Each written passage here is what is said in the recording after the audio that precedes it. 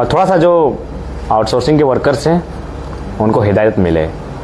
अब नहीं, हम लोग चाहते हैं कि अस्पताल जैसे जगह पर आंदोलन की नौबत ना आए, स्ट्राइक वगैरह की नौबत ना आए, उनमें नाराज़गी जैसी स्थिति उत्पन्न ना हो, तो इसको भी अब चाहिए थोड़ा सा। विपिन का है या राग आता है हम लोग भी अस्पताल में आके देखें, कहीं ना कहीं काफ़ी दुर्भाग्यपूर्ण है। उसमें सरकार का क्या रोल है नहीं है तो आप जानते हैं, लेकिन आप एक जेवार पद पर हैं तो आपसे अपेक्षाएं हैं उनको दुरुस्त किया जाए। जैसे पहले अगर अस्पताल की बात करें तो उनको मतलब रहने के लिए व्यवस्था नहीं, छोटे छोटे बच्चे हैं, नवजात बच्चे हैं, उनको गमछे में देखें लपेट के रखा गया है तो इन्फेक्शन होगा, वहाँ उनको समस्या होंगी। बाथरूम के तो महिला बाथरूम में आपका ताला नहीं लगा है, ना गेट लॉक हो रहा है, तो ठीक करना है नहीं। हम तो अभी देख के आए कि महिला बाथरूम में वहाँ भी ताला नहीं जड़ा हुआ है। मतलब आईसीयू के जो उपकरण है उनकी स्थिति भी ठीक ठाक नहीं है। एक आदिवासी व्यक्ति हैं जिनके पास पंखा तक नहीं, वो हाथ से अपने जिसको हम लोग बीनी कहते हैं उसका उपयोग कर रहे हैं। और वो तो खैर अस्पताल की चीज़ें आ गई, बहुत सारे देख रहे हैं कि दवाओं के लिए उनको बाहर जाना पड़ रहा है। तो फिर जो यहाँ सप्लाई में है वो सब मेजर इशू क्या है कि जो मेडिसिन है वो जेनरिक मेडिसिन है यहाँ पर। और डॉक्टर की तरफ से जो लिखा जा रहा है वो कोई ना कोई कंपनी का रह रहा है जो बाहर से लेना पड़ रहा है। जेनरिक मेडिसिन नहीं लिखा जा रहा, उस पर आपको इन्वेस्टिगेशन करना चाहिए मेरे को। देखिए एक्चुअली लोग तो इसी उम्मीद से आए हैं ना कि माइंड में कि भाई वहाँ गरीबों का इलाज होगा, फ्री में होगा, सरकारी अस्पताल है। हाँ, लिखा हुआ नहीं रहा, तभी इतना बाहर इतना जो मेडिकल हॉल है किस लिए चल रहा है, उस पर आप देखिए थोड़ा। और उन अस्पताल के विषय के बाद जो महत्वपूर्ण है कि यहाँ के जो आउटसोर्सिंग के माध्यम से कार्यरत जो लोग हैं, मतलब उनमें इस बात का डर है कि उनकी नौकरी कभी भी जा सकती है। कोई 10 साल 15 साल सेवा दे चुका है, तो ऐसा माहौल क्यों? इसलिए इसमें आउटसोर्सिंग के मामले में जो भी सरकार निर्णय लेती है वही हम लोग फॉलो करते हैं। और आउटसोर्सिंग में भी कुछ नियम कानून है कि सभी लोगों को नहीं लिया जा सकता है। सरकार उसके लिए देती है कि इतना ही लोग को आप ले सकते हैं, उतना ही लोग हम लोग। ठीक है, नए तो आप लेंगे, ठीक है, उनको नए नहीं, नया नहीं ले रहे हैं हम लोग, जो पुराने अच्छा पुराने हैं जो कई वर्षों से सेवा दे चुके हैं, तो उनमें भय क्यों है? नहीं, तो ये सरकार के स्तर से ये होना चाहिए कि जो कॉन्ट्रैक्ट पर नियोजित हैं उनको परमानेंट करे। तो ये तो सरकार का निर्णय, नीतिगत निर्णय है, इसमें हम कुछ नहीं करते। अच्छा, उनकी सैलरी कटौती को लेकर सैलरी तो जो नहीं जो प्रिस्क्राइब है उसमें आधा दिया जा रहा है, ऐसा मतलब वो कह रहे हैं लोग। इस पे भी आपको इन्वेस्टिगेट करना चाहिए। नहीं, अकाउंट में जाता है, हाथ में किसी सरकार की तरफ से तो NEFT नहीं किया जा रहा सर, जो आउटसोर्सिंग कंपनी है उसके तरफ से किया जा रहा है। नहीं, वो उसका है सो स्टेटमेंट वो लोग देता है, तो वो उसका पासबुक में आप देखिएगा।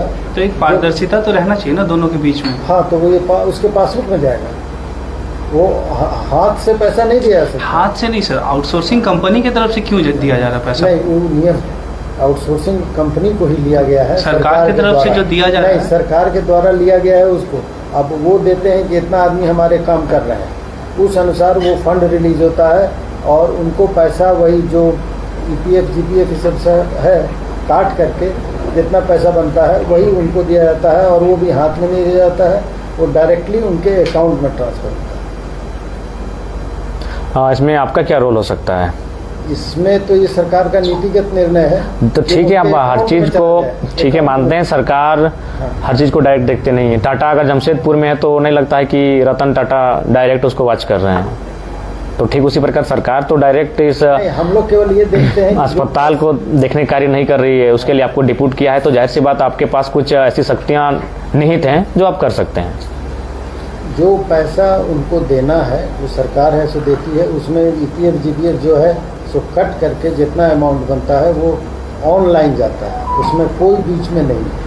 उनके जॉब सिक्योरिटी के लिए आपका क्या? जॉब सिक्योरिटी के लिए तो ये तो नीतिगत निर्णय है, ये सरकार ही डिसाइड कर सकती है। कुछ तो एश्योरेंस मिलना चाहिए सर आपकी तरफ से। नहीं, हम एम्प्लॉयर नहीं है उसके। वही तो इशू है सर कि गवर्नमेंट का हॉस्पिटल और प्राइवेट एम्प्लॉय रह रहे हैं, तो नहीं, गवर्नमेंट को जो गवर्नमेंट है वो एजेंसी के थ्रू ही कराती है। इस पर आपकी तरफ से कोई पहल किया गया है कि सरकारी अस्पताल में प्राइवेट एम्प्लॉय क्यों रहेंगे? ये हम लोग कर ही नहीं सकते। या फिर आपकी तरफ से ये पहल कि जो लोग 10 वर्ष 15 वर्ष सेवा दे चुके हैं किसी सब नीतिगत बात है, इसको हम लोग ऐसे सरकार को नहीं कर कुछ सर अपनी तरफ से भी आप कोशिश नहीं, कीजिए। वो तो कहा हुआ है, वो तो मालूम है उन लोगों को। अभी हाल में हटाया गया था, हमारे पहले जो थे तो उस समय कुछ लोगों को हटाया गया था, फिर सरकार ही विड्रॉ की उस नियम को, तो उन लोग को फिर सूचना मिली है कि जो महिला कर्मचारी हैं वो प्रस्तुति के दौरान उनको मतलब वैकेंट वगैरह का प्रावधान नहीं है। जो हाँ हाँ वो तो जैसे वो जो प्राइवेट उसमें नहीं है सर। जैसे कोई मान लीजिए प्रेग्नेंट लेडीज है तो उनको प्रेगनेंसी के दौरान तो छुट्टी मिलना चाहिए ना। वो जो भी सरकार का प्रावधान है वो सब वहाँ मिलता है, उसमें नहीं है सर। एम्प्लॉइज आप थोड़ा सा एक बार देखिए, जो चीज़ें आप कह रही हैं वो मैच नहीं कर रही हैं। हमारे इन्वेस्टिगेट से आपकी जो चीज़ें कह रही हैं वो चीज़ें मैच नहीं कर रही हैं। तो हम चाहते हैं, आप जिम्मेदार पद पर बैठे हैं, पता नहीं आप चीज़ों को बारीकी से यहाँ से देख पा रहे हैं कि नहीं, एक बार देखिए। वहाँ सुपरिटेंडेंट का चार्ज मेरा ओरिजिनल चार्ज नहीं है। सीएल भी वगैरह वो सब कुछ अलॉटेड नहीं है वो लोग को, ईएल सीएल कुछ भी नहीं है। जो ये आउटसोर्सिंग पे जो एम्प्लॉयज है उनका बात कर रहे हैं हम, वो लोग को सीएल भी नहीं मिलता, जबकि कहीं तो है नहीं है सर। देखिए सर, आप इतने बड़े दायित्व पे होकर हर चीज़ को आप इग्नोर नहीं कर सकते हैं। आप इग्नोर ना करें। करने की बात, आप इतने अनुभवी हैं, इतनी वर्ष आप सेवाएं दे चुके हैं, और अगर आप तक चीज़ें नहीं हैं तो बड़ा दुर्भाग्य है। ठीक है, इसको हम देखते हैं। नहीं, देखना ही होगा। अपेक्षाएं किनसे रहेंगी?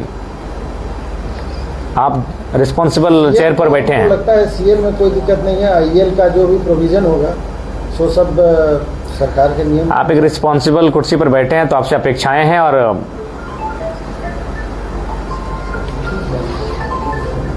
उसके बाद सर अल्ट्रासाउंड वाला मशीन सर पिछले 1-1.5 महीने से ऑन नहीं है, और पूछ रहे हैं तो कह रहे हैं कि रेडियोलॉजिस्ट नहीं है इसीलिए बंद ये है। लेटर हम कम से कम 10 लेटर डिपार्टमेंट को भी भेज चुके हैं कि ये आउटसोर्स में दिया हुआ है, जो कि रेडियोलॉजिस्ट ला नहीं रहा है। रोज़ बोलता है कि हम 10 दिन में लाएंगे, 10 दिन में लाएंगे। इस तरह का 10 लेटर हम भेज चुके हैं विभाग को। और यहाँ पर एक सबसे बड़ा प्रॉब्लम ये है कि रेडियोलॉजिस्ट कोई नहीं है। मशीन है लेकिन रेडियोलॉजिस्ट नहीं है। इसके लिए भी कई बार विभाग से बात हुई हमारी।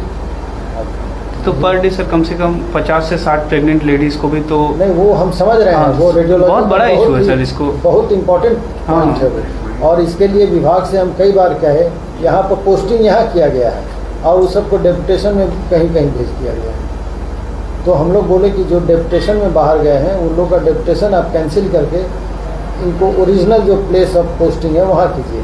जैसे रेडियोलॉजी डिपार्टमेंट में बहुत बड़ा प्रॉब्लम है, गायनेकोलॉजी में बहुत बड़ा प्रॉब्लम है कि वहाँ हैंड्स कम गया है।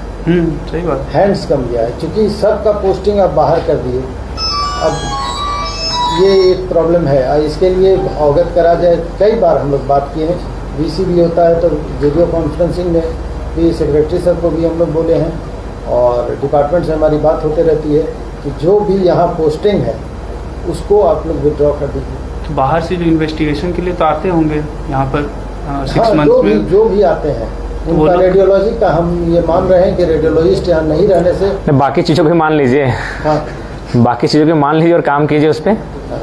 और थोड़ा सा जो आउटसोर्सिंग के वर्कर्स हैं उनको हिदायत मिले। अब नहीं, हम लोग चाहते हैं कि अस्पताल जैसे जगह पर आंदोलन की नौबत ना आए, स्ट्राइक वगैरह की नौबत ना आए, उनमें नाराज़गी जैसी स्थिति उत्पन्न ना हो। तो इसको भी आप चाहिए थोड़ा सा। आई होप आप करेंगे और आप कर सकते हैं। एक और चीज़ है सर,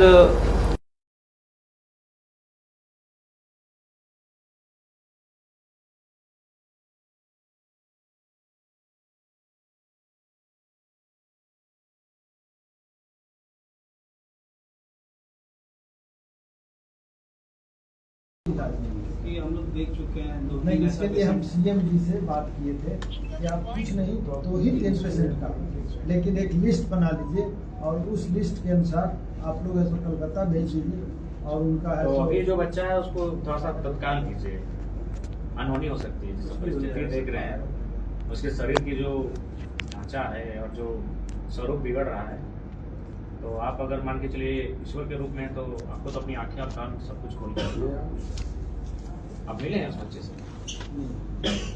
कष्ट कीजिए। वो सुपर स्पेशलिटी हॉस्पिटल का बात यह है कि वहाँ पे डॉक्टर्स ने अपॉइंटमेंट के लिए 2-2 बार विभाग ऐसे एडवर्टाइजमेंट निकाले और कोई डॉक्टर नहीं है। तो ये विभाग के स्तर से होना है। इतना ज़्यादा जो मतलब इक्विपमेंट्स जो आए हुए हैं वो तो रखा रखा नहीं, ये तो हम कई बार है सो विभाग से हम बात किए हैं कि आप लोग ऐसे वहाँ पर कुछ डॉक्टर्स का पोस्टिंग कीजिए, सुपर स्पेशलिस्ट। ये ऑर्डिनरी डॉक्टर जो MD की